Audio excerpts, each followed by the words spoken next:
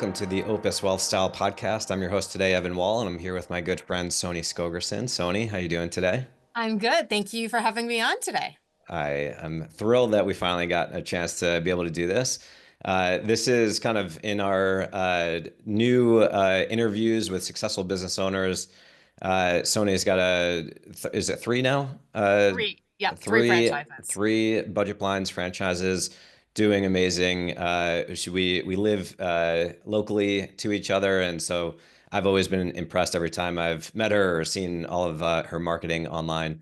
And so I wanted to get her onto the podcast and interview her, ask all the questions of what did you struggle with, what worked, what didn't work, and see if we can share some insightful things for our audience and see where it takes us, go from there. Great. Happy to talk about everything today.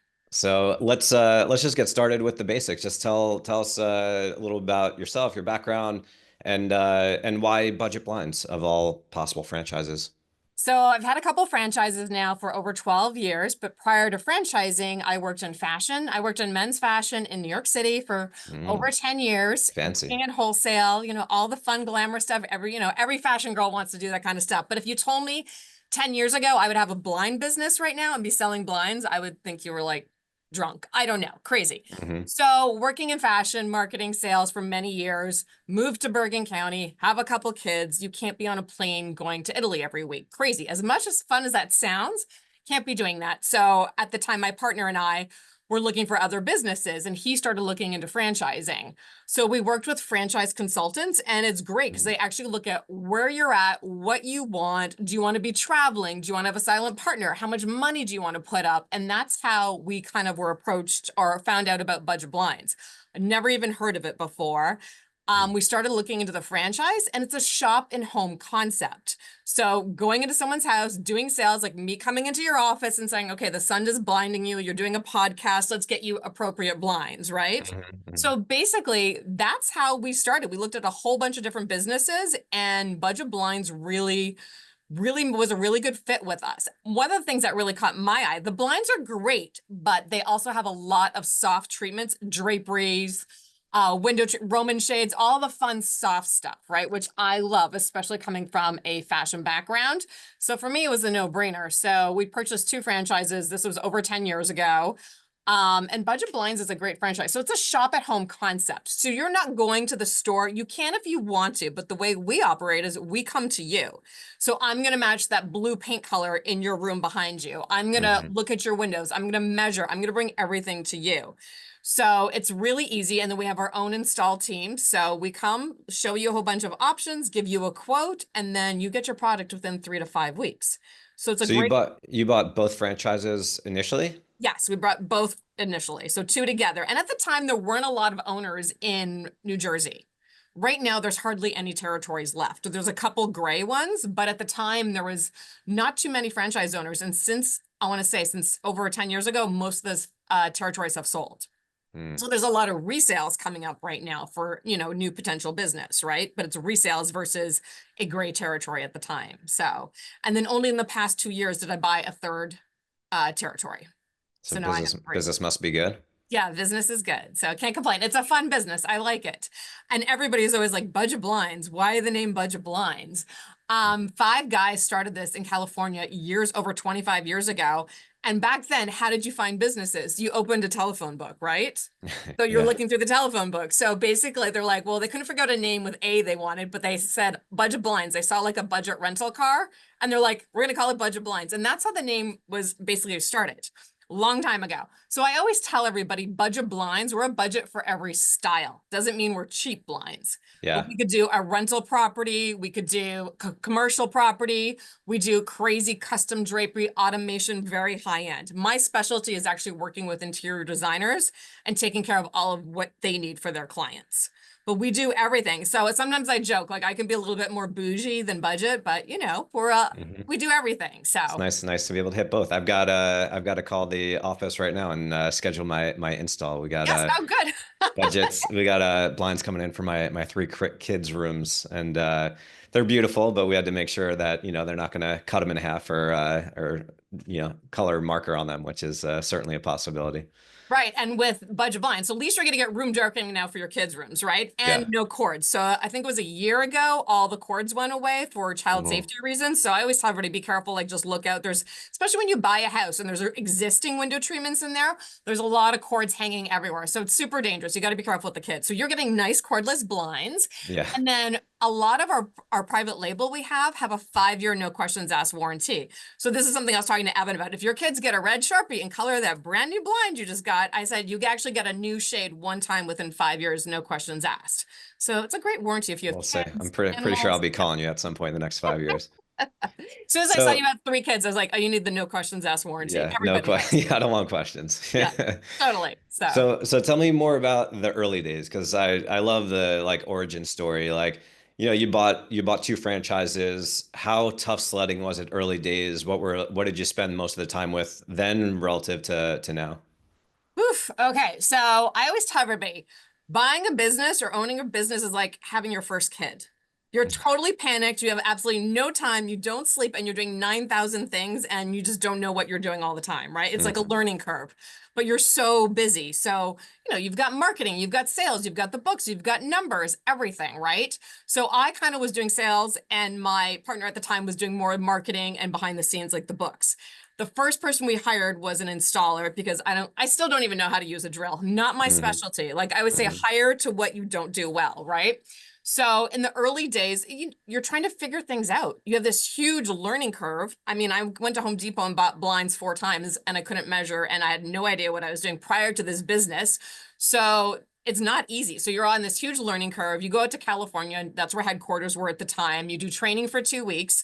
So you got 2 weeks of training and you just go. So I emailed all my friends in the beginning, who needs window treatments? This is my Mhm. business I bought. Mhm. And one of my friends was a friend in Harrington Park. She was my first client. And so funny, I actually just redid her new house in Old Japan. And I was laughing. I was like, you were my first client ever. And I think we did Roman shades, like beautiful fabric, like not something you would do on your typical first job. But of course, I love fabric and design. So it was easy. But in the beginning days, it's just a big learning curve, figuring everything out, figuring out cash flow, figuring out product, figuring out what you want to sell, and then marketing. How do you get your name out there? So there's a Uh, lot of, it's a How lot much of. was Budget Blinds instrumental in like giving you business education versus you going out and seeking that kind of stuff on your own? And what did you do for, business? So Budget Blinds has a great support team now, so even better than what they did 10, 12 years ago. But you get a coach, you're assigned a coach in the beginning. So they're always checking in on you. They're helping you with ideas. They're helping you with marketing, break even, cash flow, everything. So you do get a lot of support from the franchise, which is absolutely fantastic. Even today, I've probably gone through about 8 different business coaches over 13 years. Really? And what I was working on back then, like even just closing rates, stuff like that, getting your margin better. Now I'm working more on cash flow. As your business evolves over time, you're working on many different things. Or one thing, this is all the tariffs and everything coming down the pipeline in the next couple of weeks. We've had major meetings on that in the past week. So Mhm. we have so much support from the Budget Blinds team. So it's great. So you are running this business and you are independent, but you have a whole team that helps you with anything you need, which is absolutely amazing. Some people utilize it and some people don't. So Mhm. I always tell anybody new coming into the franchise, use what you have. You're paid all this money for a franchise and there's a reason for it, but you have all these expertise from everybody wanting to help you in different areas. Whether, yes, you have a marketing team, you have an install team, you have so much that you can learn from. So we have a great amount of support. So it's really good. But it's so funny. In the beginning, I think we were doing Valpak for marketing, right? Like that was our big thing, Mhm. Valpak or Money Mailer, right? Were And now, those successful? yeah, they were Yeah. great. And it was funny because some of them would definitely have like a lower ticket item for Mhm. sure on the price points, but they kept the phone ringing. It was busy. So that was great. But there's still things today that I tell everybody, marketing's like go back to basics, like putting out yard signs, calling people, networking. There's no one magic thing that makes a difference. It's a ton of different things, like, talking to anybody you can, telling them what you do, going to like different networking things, putting out the yard signs. And for me, my number one thing that I absolutely love, and this, is social media. Mhm. Social media is a no-brainer because if I'm talking to somebody at coffee, I'm talking to 1 or 2 people. If I'm putting something out on social media, your reach is so much more what you're going to get, right? So I started Facebook years ago, but then Instagram became really big. So Instagram is one of my favorite platforms for marketing. Just talking about product, talking about what's going on, just day-to-day content, and then always posting pictures of, jobs we've installed, before and afters, talking about some of my clients. Like I did a little Instagram last summer talking about my most difficult client that I'd seen. It was a cat that had shredded someone's blind. So I did a little, like my difficult client, and I, go over to the cat and she's sitting there on the blind. And then you see the blind that she shredded, right? And everybody Hmm. was like laughing over that one. And then we got her a new blind with her 5-year, no questions asked warranty, but just making things relatable and Yeah. funny, right?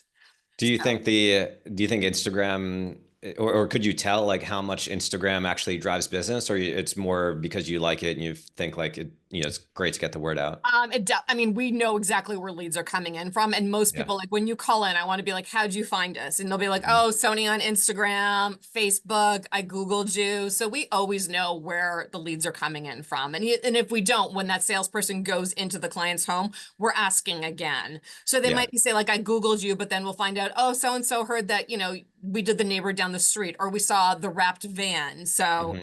we always want to make sure we know where it's coming from. I think you and I met at a local networking event like 4 or 5 years ago, if I remember correctly. Yeah, we There was did. So that's why the yeah, networking stuff is great. yeah, And it's great. And it's also like you and I live in this little Bergen County area, right? So knowing what's going on in your area and referring people in your areas, I feel like that's one of the best yeah, things. So like repeats and referrals for us are yeah, huge. But it yeah. didn't happen overnight. So that repeat and referral, I want to say year 3, it really started to kick in, and then year 5.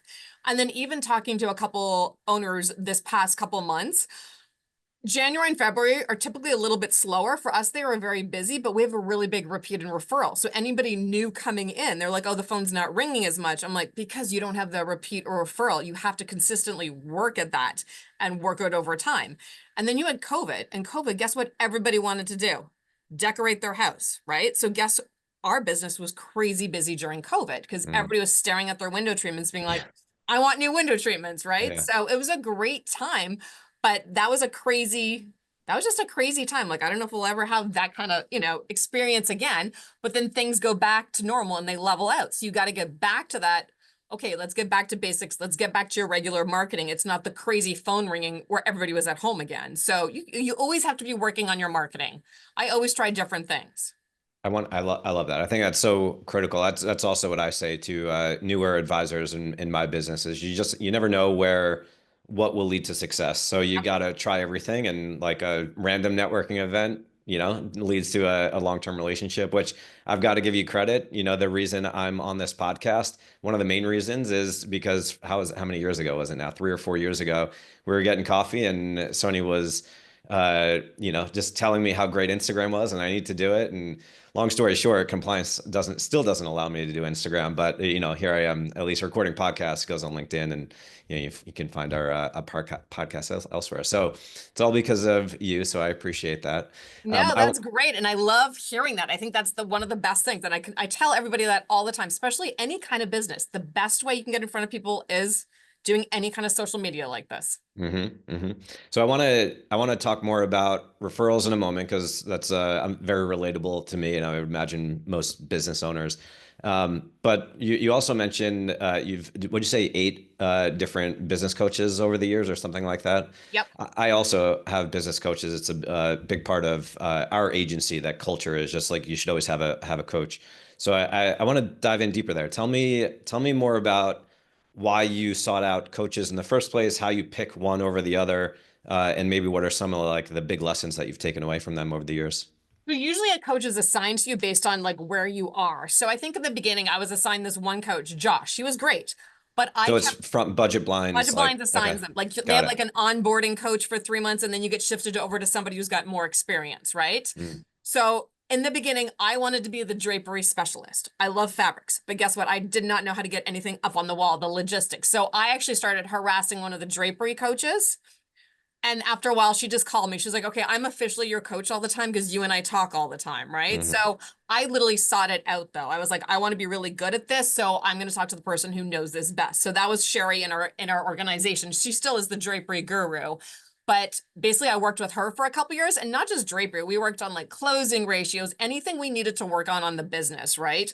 Where are you spending too much money? Where are you not spending enough money? What are you spending on marketing? Like on average, I said you should be spending 10% of your gross sales on marketing budget, right? So are we actually doing that, you know? So working on a lot of that stuff. And then over time, it just shifts as your business, you hit like 3 years, 5 years, what you were working on a couple years ago, you're not working on that anymore. So it continually shifts.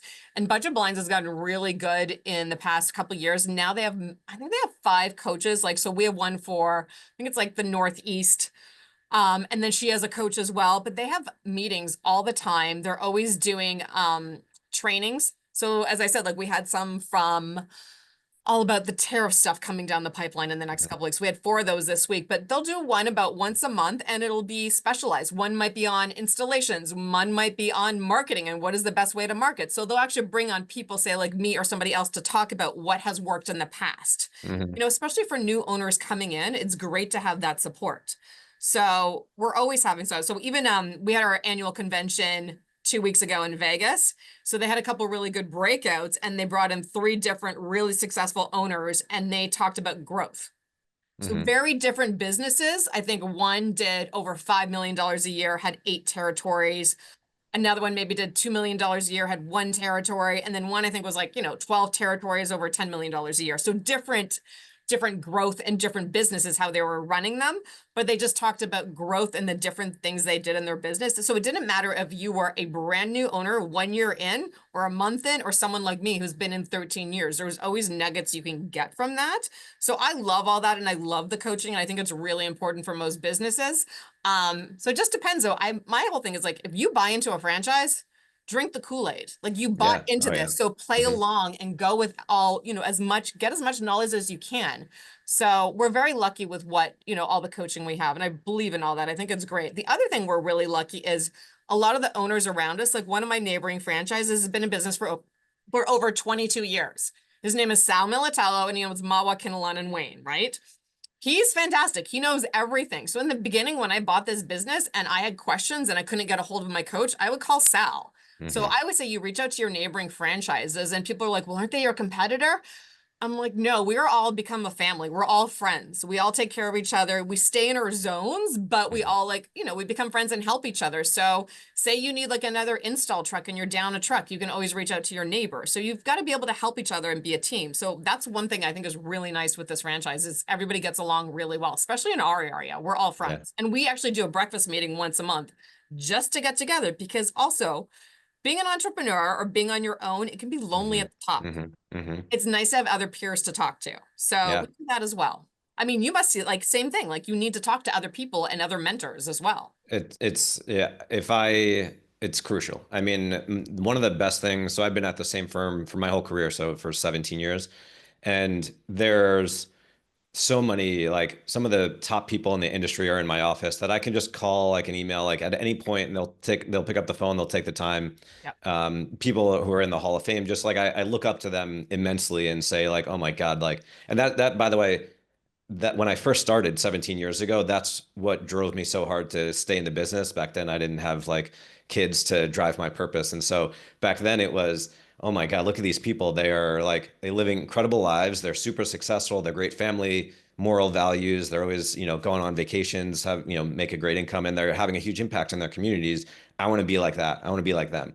And so that's what just drove me so hard to say I can't fail out of this business because I'm not going to go somewhere else and think it's going to be any better. So anyway, I think the culture of community, especially when times get tough, to be able to pick up the phone and reach out to someone or especially someone who's had success and you admire. I mean, it's crucial. Yeah, I think it's so important. I actually have a group. We call ourselves like the BB bosses. And it's other women I've met in the franchise across the country that we talk like once a month together, or we'll actually do trips together now. But like, one's in Williamsburg, one's in Chicago, one's in Cleveland, and we all support each other when we need something because it's great. You have your team, but you also need someone who's at the same level as you to be able to Yeah. talk different business aspects about. So Yeah. it's great to have that. And I tell everybody, build those little cliques, figure out who your tribe Hmm. is and build Hmm. those people in your business network as well. Not just friends. It really helps. Yeah, so I've got what we call a study group. I laugh because I meet up with these guys once a year. They're other advisors around the country. So similar kind of business to mine, but all a little different in geography, like their specialty versus mine. And we all drive each other and love each other, et cetera. But I laugh because every time we get together, my wife Lori goes, "So what do you guys? You don't like? Do you like actually study together? Why are you a study group?" No, we don't. We don't study. We just we get together and talk about best practices and what we're struggling with, and stuff like that. And then we go out and have a good time. So Um, that's so funny. I didn't realize your business and my business, we do very similar things and I yeah. had no idea. Yeah. So So that's, that's a yeah. group. So and I've got lots of those groups. I've got a group, one or two of those inside of my agency. Then I've got, other advisors from around the country. And then, it's also really helpful to have sort of like a networking group, but like a, mastermind group of people outside of my business who have got, just business owners in different walks of life. You can learn so much from, what other people are going through. No, definitely. And I'm always talking business. Like even I think I was getting one of my cars fixed the other day and I was talking to the owner there and he's like, wait, who do you use for, payroll processing or who do you use for this? And Hmm. I'm like, oh, have you heard about this? And we start, you start talking business. You're like, I didn't know about that. That's great. Yeah. Little tidbits make like a huge difference, right? You can implement certain things into your business and it's huge. So Tell me more about how you go about getting referrals. Were you ever nervous? I wouldn't think you are. You don't seem to be the one one to be nervous to ask. But were you ever hesitant to ask? And I don't know, just what are your best practices that you found to be most useful, most So one of the productive? things we love to do, and I think this is like a dying art, is we still send handwritten thank you notes. Hmm. So we don't get a lot of mail anymore. Everything used to be direct mail, right? So now we send a handwritten thank you note. If you get actually a handwritten thank you note, you're actually going to open it, right? So we send a handwritten thank you note, and inside we usually say, thank you for your business, and here's a little, if you refer us to a friend, they get like a nice little discount, and we send you a gift card. Usually it's an Amazon or Target gift card, so who doesn't want that? But we appreciate the referral business, right? So I have clients who are always sending me referrals, and I'm like, okay, let's send them another $300 Target gift card because I appreciate the referral business so much. So Hmm. referrals and gift cards for us, that works really, really well.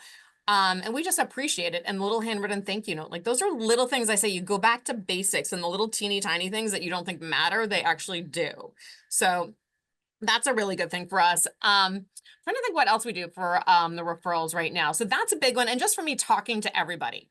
So whether it's like your kid's soccer team, like anybody, anywhere you go, you're at a restaurant, you comment on the window treatments, you ask them, say, who's doing, so I was actually at a restaurant, of course, I'm talking to the maitre d' and I'm like, hey, who did these? These are beautiful. And he tells me, he's like, well, what do you do? And I'm like, I do window treatments. Right, We're opening right. a new restaurant. I'm like, he's like, do you want to come do them? I'm like, sure. So Really, just like that. if you don't Yeah. put yourself out there and Mhm. ask, so, and I think when you told me you had the podcast, I'm like, oh, when am I going to be a guest, right? Yeah. Like, put Yeah. it out there, right? You got Hmm. to ask. And what's the worst thing people are going to say? No. But if you don't ask, like, it doesn't happen. So you got to constantly always, always, always. And I used to drive a wrapped van all the time. So I used to go to Cycle Bar and Closter all the time. So every morning I would drive that wrapped van and park it there. So everybody would always see my van and they're like, oh, Sony's at Spin. Like Yeah. Sony's at Whole Foods. Like you always know where I am, right? So even just like that branding yourself as well is like really big. So the wrapped vans are huge. We always get that. The minute my guys are on a street installing and the neighbor sees the van, they're like, oh, so-and-so called Budget Blinds. I see the van. So then we got a call, and they're like, well, how did you hear about us? Well, we saw the van on our neighbor's house, Hmm. right? Hmm. There's so many different things. Even the one thing that I still think is really good is we do yard signs. Just the Yeah, you Budget mentioned Blinds that, yard like sign. of the people that are installing it, like Yeah. that's yeah. Yeah, like the day they're getting installed, or like the day I do the sale, sometimes I'll ask, hey, mind you, if I put a yard sign up, and my installers will take it away when they leave. Got So it. the best time to do that is actually when it's snowing, because it goes in the ground really well, but you see them from a mile away because everything's white. It's so funny. So, but the yard signs are good. We have one in front of our office, and I get leads from that one all the time. There's a Mhm. sign, but it's not as big. So our yard sign, people are like, oh, I just saw the yard sign in Dumont. And we'll get leads from that all the time. And again, it's a yard sign. Like who would think, but it's all these little things Yeah. add up and make a difference. Yeah. Sponsor any of your events you can. And then also like I'm sure your kids always have like the tricky trays and stuff like that and donations and giveaways for Hmm. all fundraisers. So we always, do, a set of pillows or a set of drapes. Or I'll do, $500 free gift card, something like that on window treatment. So anything you do to be like involved with your kids in schools and give back, we do that all the time too. So, those are much harder to track, but you're getting your name out there in the community. So why Yeah. not? It's a great way to do it as well. So. When you were young, did you run a business? I imagine you probably had like five businesses when you were young. So this is really funny. So I grew up on a ranch in Canada. My parents were cattle farmers. Mm. So we used to have cutting horse competition. So people would come up from like Texas with all their horses, and we had so many cattle, so it was great for this. So I used to run a food stand. Yeah, So I would make money. I'd sell burgers and chips, and then my food stand got much bigger. And then I had to hire my friends to work for me too. I So love we it. just, so yeah, I was How always, old are you in this I don't scenario? know, like 12, 13. Yeah, But my yeah, dad just was always enterprising. behind, yeah, my dad was always behind the scenes. But yeah, I hired my friends and I'd be like, okay, I'll give you, $50 a day if you help me do this. And then we'd make it even bigger. We're like, okay, let's make chocolate chip cookies and sell them for this much. Let's get chips, let's get drinks. So yeah, we would do that. We did that like for like 3 or 4 years, and it was a really good little business. So yeah, I've I always love done that. stuff like that. Do you think there was anything that your parents did to instill that entrepreneurial spirit, or was it just came natural to you? I mean, growing up on a ranch, like I joke, I tell my kids now, my kids live in Bergen County, totally different ball game. I'm like, Yeah, I yeah. got a day off. Like I worked in the summer making hay. Okay. So my dad was a rancher. He was Literally making making hay. hay. Yep. So I had to Not a be on a saying. tractor raking hay. I know. I tell this to people and they like totally laugh. But in the summer, you worked every day and you worked really long days, sun up to sundown, right? The only time we got a day off in the summer was if it rained. You couldn't make hay. So that's why I used to joke. So yeah, I worked like crazy long hours, but I also had a stable. I used to ride horses, so I used to take care of them. And my dad was like, if you want to ride, you gotta make hay for your Yeah, horses. So it was just a yeah, whole growing up on a farm. It's like you don't say, okay, I'm gonna take my birthday off, I'm gonna take Christmas off. No, somebody still has to go feed the animals. yeah. So I think it's just always working. It's like a work ethic thing, just always. I I don't know. love It's a that. no-brainer for me. So Was it kind of like Yellowstone? yeah, kind of. So yeah, it's similar without kind of like the Sopranos element in there, Right, but yeah, right, right. not quite as violent. But yeah, similar. Love it. All right. And as we're wrapping up, I've got one or two more questions, but talk to me about what, if anything, do you do to make sure the culture within the company is kind of where you want it to be? Like, what do you do to make sure that your best people are staying with you and happy, and maybe vice versa? Like, how, if you can quickly identify, or can you identify when there's people that just aren't a good fit for the culture, and how do you handle it? So I remember one piece of advice somebody gave me a long time ago was hire slowly and fire quick. So anybody that I bring in, they're usually on a 2 week trial, and I'll keep asking questions back to them. And by the time we get to that 2 weeks, either they're like, yes, this is great, I'm part of this, or they're like, I'm not a fit for this at all. They almost know they're not a fit for this They team. self-select out. Yes, Yeah. totally. So Mhm. that's always really good. And I know what my strengths are and I know what my weaknesses are. So I hired my weaknesses. So I have two great people in my office that run the office. The first one was Christine, who I hired a long time ago. Super organized, wants systems in place. I'm the designer. I like to make things look pretty. Okay. So I need someone to organize my disaster behind the scenes. And I joke, that's her. So she's like super organized and fabulous and runs everything for me. And then I have Donna, who's my customer service person and logistics manager. So between the two of them, they run the office. And I joke, like they make me look good. Okay. So that's what, Hmm. you want to have Hmm. people that like, you gotta all be a team together, and they always have my back and I have their back, and they're great. And you work together for so long, you know their family, you know what's going on in their lives. So they're a part of our team. So when we actually do have, someone's birthday or something, like let's go out to lunch. We Yeah. always do like a fun Christmas dinner, and I bring like my installers in, the salespeople as well. And I look at one of my first people I hired, it was actually Phil, one of my installers. You'll meet him, he'll come to your house. Hmm. He's been with me since day one, and he knows everybody. I joke, he's like the mayor. He knows everybody. Everybody knows him. He's been around for a while. He's like the loveliest, nicest person ever. He had his own business. He knows how to talk to people. And I say, I might be one of the first people in you see, but he's the last person that leaves your house. Your installers are super important. So Yeah. they're just, everybody's like, just, we all have a good bond, good people, good team. And we try and celebrate things when things go really well. When things don't go well, we got to sit down and talk about it also. Like I remember Hmm. sitting down with one of my team members and being like, what is your favorite, what is your favorite part about your job? If they can't answer that, we have a real problem. Hmm. So there's definitely things, are we doing things right? And then what's your least favorite? And then let's work on that, right? So always, you always got to do a check-in too, right? Yeah. So it helps. So Yeah. I think I love that. I think it's critically important that everyone on the team, or at least, I'll speak for myself, or on my team, knows that it's critical to be able to have difficult conversations.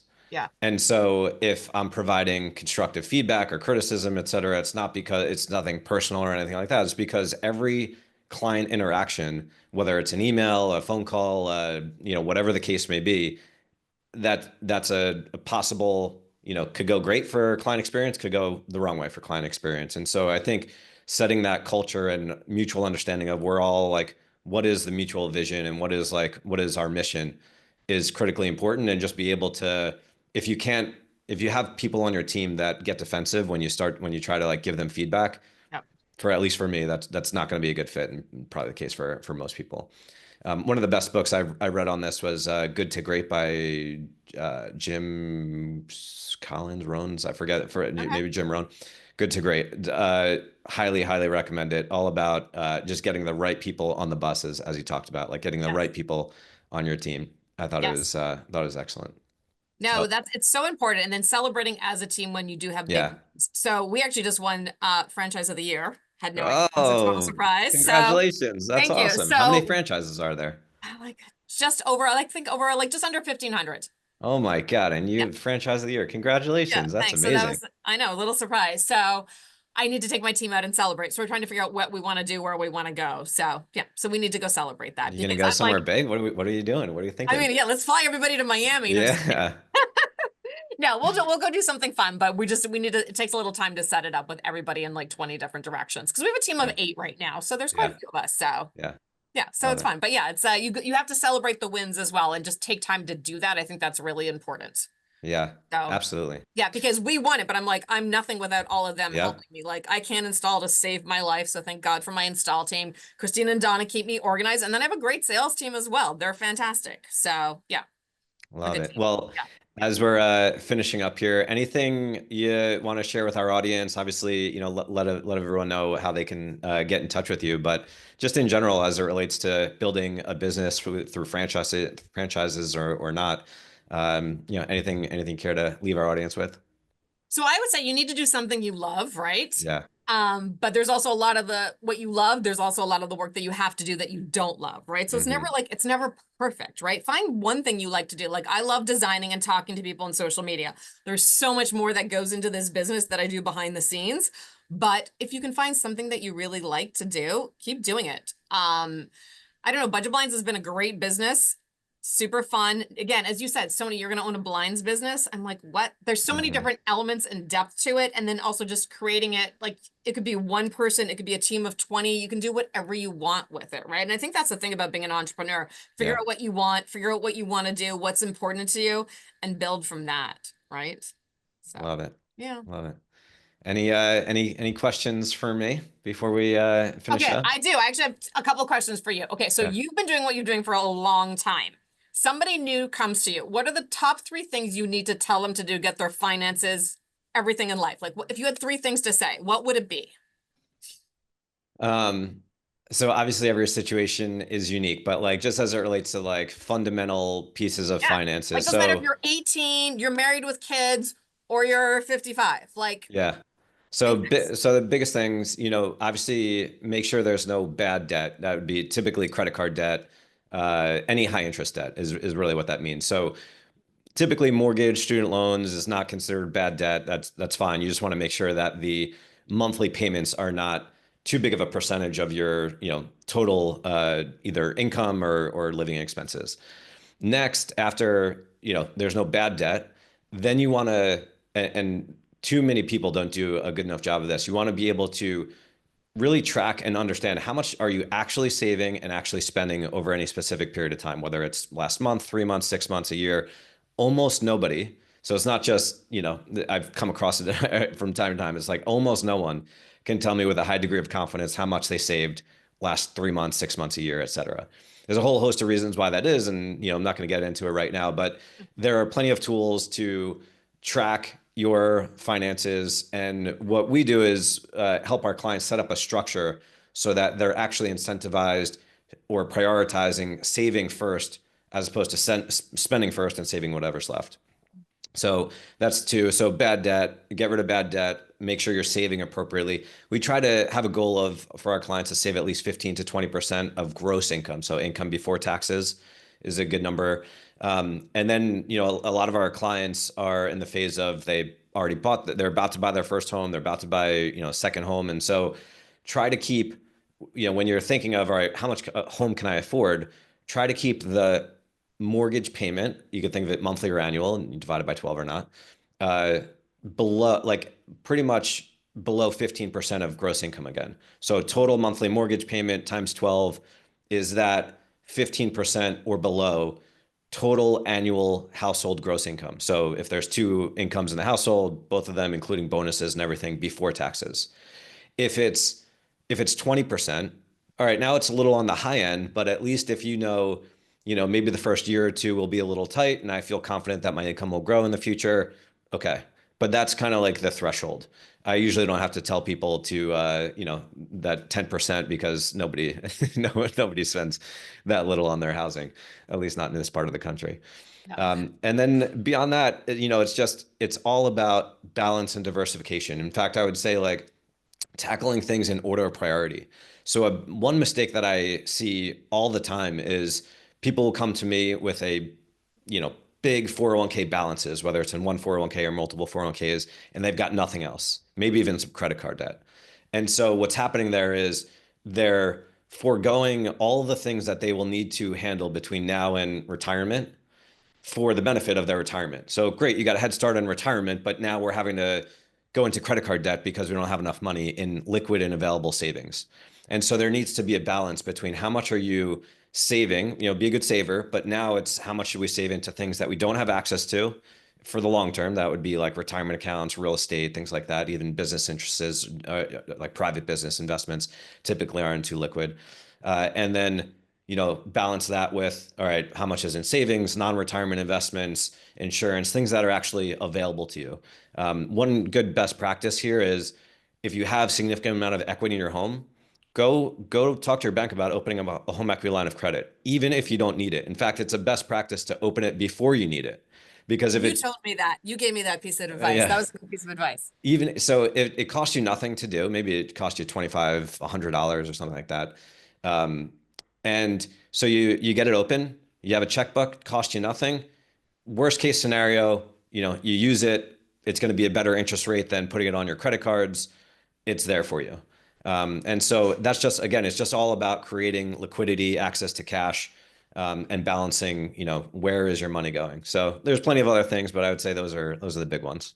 No, that's awesome. That's great. So much to think about too with all that stuff. And I feel like everybody I talk to, people have certain things in place, but nobody ever Sure. has everything in place, right? And it's something you should be talking about more and doing more and more, and people don't, right? So I Yeah. think it's so important.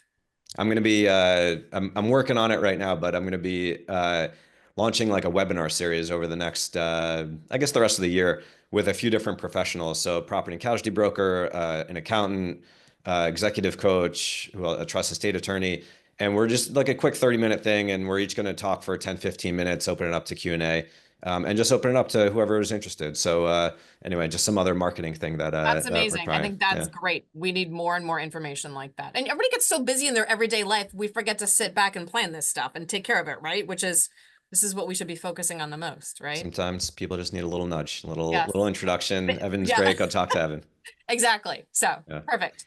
Well, this has been great. Sony, thank you so much for coming on. We really appreciate it. And we'll be chatting soon for my blinds to come in. Perfect. Um, Sounds good. see Thank you so much for having me on. absolutely. Our pleasure. So to our listening audience, thanks for tuning in.